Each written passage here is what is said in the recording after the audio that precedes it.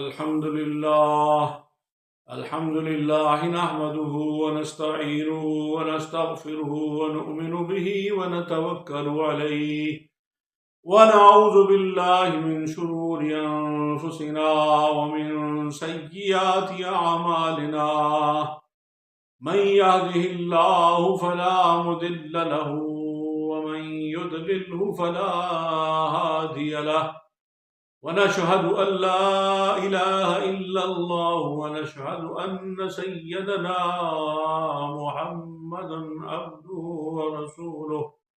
أما بعد فأعوذ بالله السميع العليم من الشيطان اللعين الرجيم بسم الله الرحمن الرحيم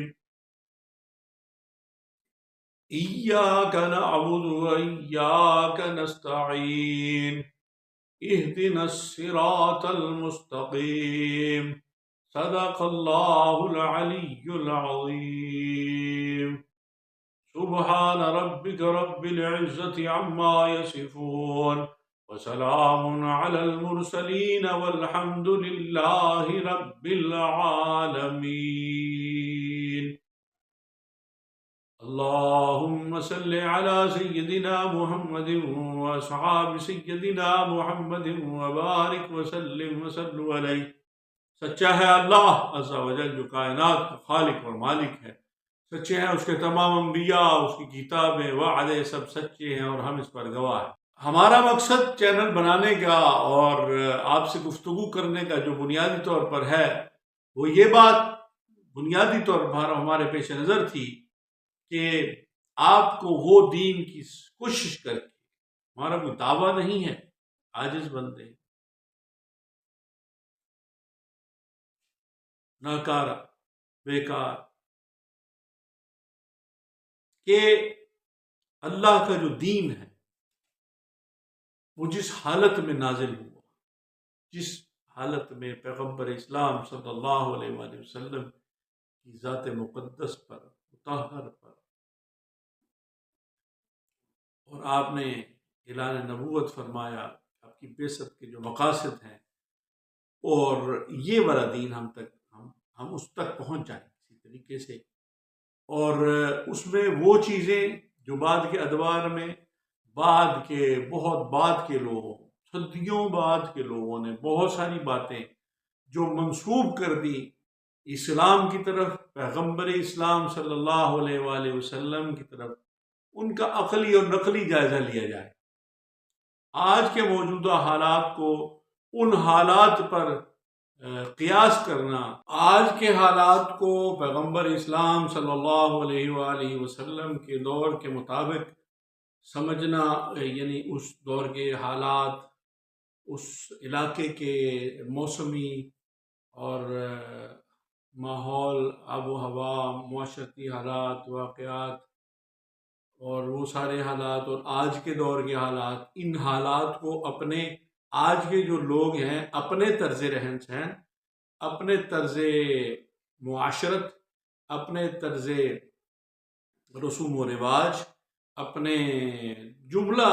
معاملات کو اس دور مبارک پر قیاس کر کے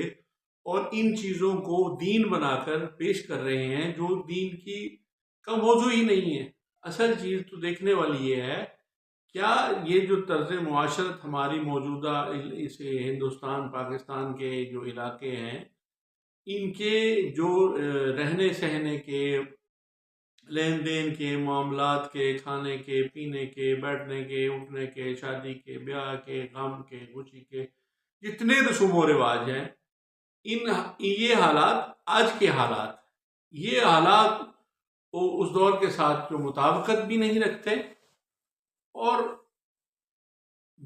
یہ دین کا موضوع نہیں ہے۔ جن چیزوں کو دین سمجھا جا رہا ہے، یہ دین بنا کے پیش کیا جا رہا ہے۔ ہمارا مقصد تو یہی ہے کہ صحیح دین تک رسائی ہو جائے، جس میں کسی قسم کے لوگوں کے خیالات اور ان کے احساسات، ان کے جذبات، چاہے وہ جذبات وہ محبت والے جو جذبات ہوں، ان کا رخ کسی طرف ہو، عشق والے جذبات کا وہ ملاوٹ ہو، ان کی نفرت، ان کے غصے، ان کی حقارت، ان کے کسی چیز کی ملاوٹ کے بغیر خالص وہ دین جو اللہ رب العالمین نے نازل فرمایا اور سرکار دو عالم صلی اللہ تعالی علیہ وآلہ وصحابہ وسلم نے جس کی تربیت خود فرمائی صحابہ کی، اور اس دین کو بلغوا انی ولو آیا کی صورت میں کہ اس دین کو تو اب جب دین صحابہ لے کے گئے دنیا کے مختلف خطوں میں، اسلام کی تعلیمات کو لے کر پہنچے، تو اب وہ کیا دین لے کے گئے تھے؟ وہ جو بنیادی اب دیکھیں، جیسے ہمارے پیر مرشد والد محترم قبلہ حضرت خواجہ خواجگان ارشاد محمد صاحب رحمۃ اللہ تعالی علیہ، اللہ تعالیٰ ان کی قبر پر کروڑوں نعمت نازل فرمائے، انہوں نے وہ یہ اکثر فرمایا کرتے تھے جب کوئی اختلافی مسائل کا سامنا ہوتا تھا لوگوں کو، تو لوگ آپ کی خدمت میں پیش کرتے تھے مسائل اور سوالات، کیونکہ آپ کا ایک بڑا ہی منفرد انداز تھا، پیر ہونے کے باوجود، مرشد ہونے کے باوجود، ایک روحانی شخصیت ہونے کے باوجود، وہ بجائے اس کے کہ لوگوں کو لہو و لعب کی طرف اور دوسرے تیسرے معاملات کی طرف ان کا رجحان کرواتے، آپ یا خود ہی بیان فرما کر اور بس کر دیتے کہ بھئی ٹھیک ہے میں نے جو بیان کر دیا بس سنو اور لے جاؤ، وہ آپ فرماتے تھے کہ سوال کرو، جو تمہارے لوگوں کے ذہنوں میں جو اشکالات ہیں، جو ابہام ہے، جو تردد ہے، جو تجسس ہے، جو تشکیک ہے، جو جتنے بھی معاملات ہیں جو شرعی مسائل کے حوالے سے ہوں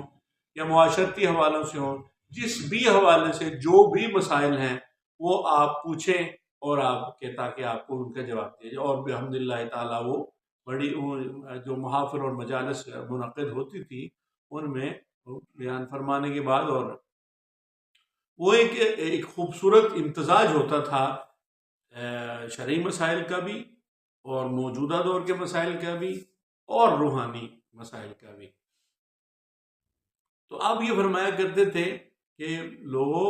یہ جو دین، یہ سرکار دو عالم صلی اللہ تعالی علیہ وآلہ وصحابہ وبارک وسلم کی ذات مبارک کا جو دور مبارک ہے، آپ کی حیات طیبہ ہے، مطہرہ ہے، وہ ایک مقدمے کی مانند ہے کہ جس میں مقدمے میں جیسے وہ ایک بلا تشبیہ و تمثیل، مطلب یہ بھی فرمایا کرتے تھے اکثر کہ بلا تشبیہ و تمثیل، یعنی چونکہ ان اللہ لا یستحی ان یضرب مثلا ما بعودۃ فما فوقها، کہ اللہ تعالیٰ ایک مچھر کی بھی مثال بیان کرتے ہوئے نہیں شرماتا بات کو سمجھانے کے لیے، کیونکہ اس سیدھی ہر بات ہر بندے کی سمجھ میں نہیں آتی، کہ جس میں اتار چڑھاؤ ہوتا ہے مختلف اوقات۔ اب دیکھیں اب رسالت مآب صلی اللہ علیہ وسلم کی حیات طیبہ کے جو پہلے 13 سال ہیں مکہ مکرمہ کے اندر، ان کے حالات اور ہیں۔ اب مدینہ طیبہ میں جب جاتے ہیں تو وہاں پہ اور قسم کے حالات اور ماحول ہوتا ہے، تو اب عمومی طور پر تو 13 سال میں تو اتنا وہ بس کفار مکہ اور ادھر ہی معاملات زیادہ وقت گزرا، اور ان کی توحید و رسالت کا اثبات اور شرک کا رد اور اسی اور تکلیفیں، مصائب، آلام، پریشانیاں، اذیتیں، دن رات ہی چل رہا تھا، اور ساتھ ساتھ جو جن لوگوں کے نصیب میں اللہ نے لکھا تھا وہ ہدایت کی طرف آگے۔ مدینہ منورہ میں جب گئے ہیں تو وہاں پر جا کر جو حالات پیش آئے، تو پھر وہاں پھر قافلے جانے شروع ہو گئے، لوگ آنے شروع ہو گئے کہ اللہ کے نبی ہیں، پھر کوئی دینی احکامات اور مسائل جو اس ترتیب سے وقت کے حالات اور حالات کے مطابق نازل ہوتے رہے۔ تو جتنا اب دیکھیں کوئی کافی دور سے کوئی قبیلے گئے، کوئی 2 لوگ 4 لوگ آئے، ان کو اللہ نے ان کے نصیب میں ہدایت لکھ دی، وہ پیغمبر اسلام صلی اللہ علیہ وآلہ وسلم خدمت میں حاضر ہوئے، آپ سے دین سیکھا، جو اس وقت تک چیزیں نازل ہوئی تھی، جو موٹی موٹی باتیں وہ لے کے چلے گئے۔ اب وہ ان دنوں یہ جو آج کل کے جہازوں والا اور گاڑیوں والا تو دور تھا نہیں، وہ پیدل ہی عموماً سفر ہوتا تھا، یہ اونٹوں پہ ہوتا تھا، یہ گھوڑوں پہ، جو یہی حالات تھے۔ اور 100 میل کا سفر بھی یا اس طرح کا وہ بھی دنوں اور مہینوں ہفتوں میں ہوتا تھا، تو دور دراز کے علاقوں سے جو قافلے تجارتی آتے تھے جاتے تھے، تو وہ جو دین سن کے چلے گئے، دوبارہ کبھی موقع ملا نہ ملا تو جتنا سن کے وہاں پر جا کر انہوں نے اس پر عمل کرنا شروع کر دیا۔ اب اس کے بعد کیا احکام نازل ہوئے، کیا ناسخ و منسوخ کی روشنی میں کون سی چیزیں منسوخ ہو گئیں، کون سی، تو یہ ان کو نہیں موقع ملا، وہ بس جتنا انہوں نے سنا تھا اس پہ عمل کرتے رہے۔ تو اسی طرح اس کے 2 سال 4 سال بعد، کوئی سال بعد کوئی اور نئی چیز آئی، کیونکہ قرآن نازل ہوا 23 سال میں مکمل ہوا، تو وہ ان تک جو پہنچا، جو سرکار دو عالم صلی اللہ علیہ وسلم نے اس وقت تک جو تربیت ان کی فرمائی تھی، وہ اس پر عمل کرتے رہے، وہ آگے بھی انہوں نے وہی باتیں بتانا شروع کر دی۔ تو یہ اب اس کے بعد جو پھر جو آخر دور میں لوگ آئے تو وہ آخری باتیں لے کر جاتے رہے۔ تو اس طرح یہ ایک حالات اور واقعات کی روشنی میں یہ ایک سینیریو بنتا ہے۔ اب جو آج کے لوگ اس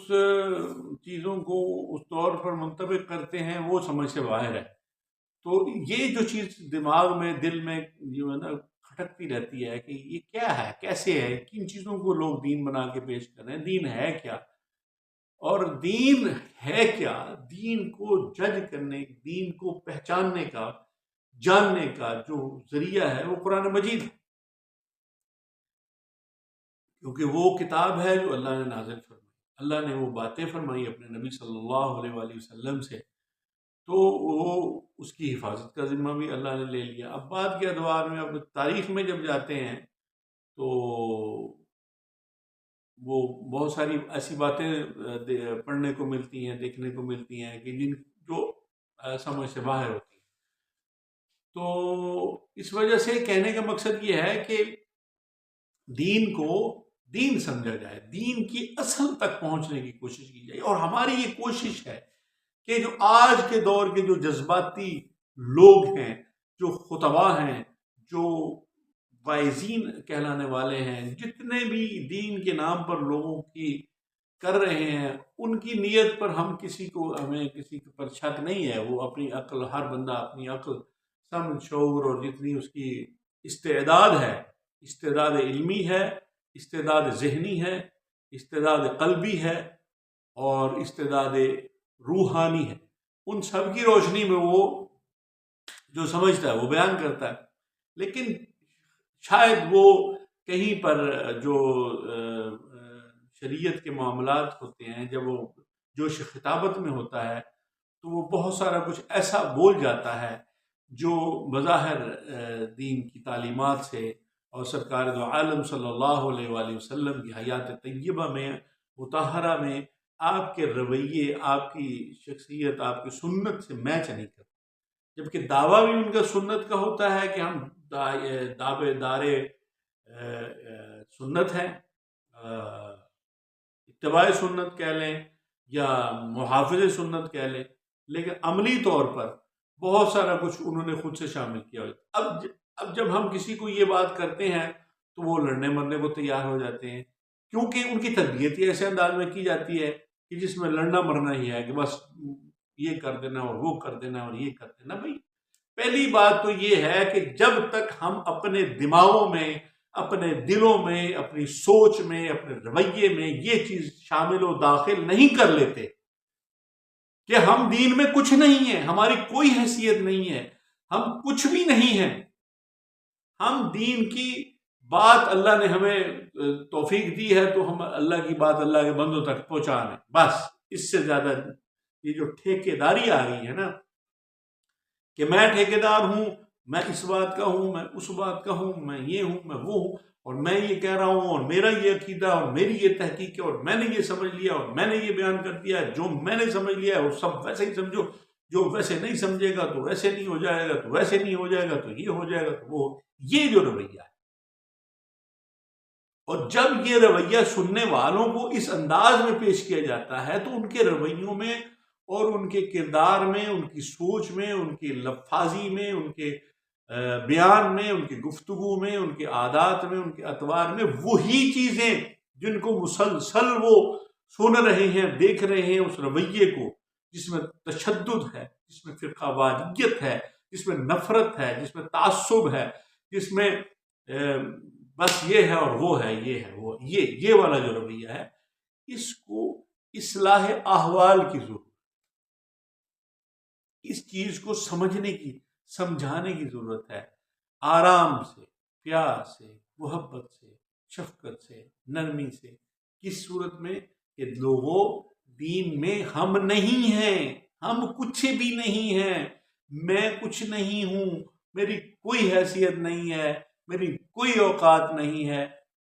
یہ تو ایک عاجز و انکساری والا ہی بندہ ایسے بول سکتا ہے نا کہ میں تو کچھ بھی نہیں ہوں. یہ تو اللہ کی بات ہے، مجھے اللہ نے توفیق دی ہے کہ میرے منہ سے وہ اللہ مجھے قبول کر لے، اللہ میری یہ الفاظ قبول فرما لے اور میری طرف سے کوئی چیز دین کی باتوں میں شامل نہ ہو جائے، بس وہی بات آئے جو. اسی لیے جب ہم یہ رویہ اختیار کر کے اور دین کی باتوں کو لوگوں تک پہنچائیں گے اور خود سے مصلح بننے کی کوشش نہیں کریں گے کہ جو میں کہہ رہا ہوں اور میں بس یہ بات پہ لوگوں کو دے کے آنا ہے، جیسے ہے تیسے ہے ویسے ہے، یہ والا جو رویہ ہے نا، اس سے پھر لوگوں کے اندر ایک انگیخت پیدا ہوتی ہے، ایک تشدد کا رجحان پیدا ہوتا ہے جو ہمارے دین کی تعلیمات کے بالکل برعکس.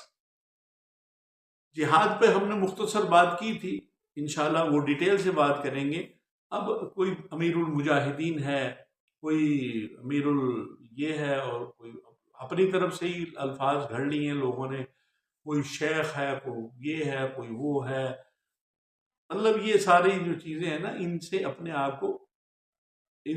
آپ کو ذرا روک کے رکھنا چاہیے. یہ حضرات، بڑے جو حضرات ہیں، وہ اپنے آپ کے رویے سے، اپنے رویے سے وہ جو تربیت کر رہے ہیں، ایک جو تشدد والی جو تربیت کر رہے ہیں حضرت، کوئی بھی حضرت ہیں، کسی بھی آپ مکتبہ فکر کی وہ اٹھا لیں تو وہ وہاں کیا ملے گا، اور جو سننے والے ان کے رویے میں کیا ہے. اور جس چیز پہ جو لوگ آپ کو سن رہے ہیں، جو لوگ آپ کو پسند کر رہے ہیں، آپ اپنے آپ کو وہاں سے نکال دیں کہ میں نہیں ہوں کہ مجھے پسند کرو، میں نہیں ہوں کہ میں پسند کے لیے یہ ساری باتیں نہیں کر رہا کہ آپ میرے پیچھے لگ جاؤ اور میری باتوں کو پسند کرنے لگ جاؤ. لیکن وہ دماغ میں وہ آ جاتا ہے نا، وہ کون آ جاتا ہے، اس پہ ہم انشاءاللہ بات کریں گے. تو یہ گزارش ہے، اور یہ جب ہم یہ سوچ لیں گے کہ ہم نے وہ دین پانا ہے، اس دین تک پہنچنا ہے، اور آلائشوں سے پاک کر کے جو خالص الا للہ الدین الخالص، اس تک پہنچنا ہے. اور فروعات کیا ہیں، مستحبات کیا ہیں، مباحات کیا ہیں، مکروہات کیا ہیں، ان کی الگ سے ہی ڈیفینیشن سمجھ میں آ جائے گی تو معاملات بہت حد تک آسان ہو جائیں گے. اللہ تعالیٰ ہمیں صراط مستقیم پر چلنے کی توفیق عطا فرمائے. اللہ ہمارے اعمال کو درست فرما دے اور ہماری میں کو بیچ میں سے نکالنے کی توفیق ہمیں اللہ عطا فرما دے. آپ ہمارا چینل سبسکرائب کر لیں، لائک اور شیئر کر دیں. والسلام علی من اتبع الہدی.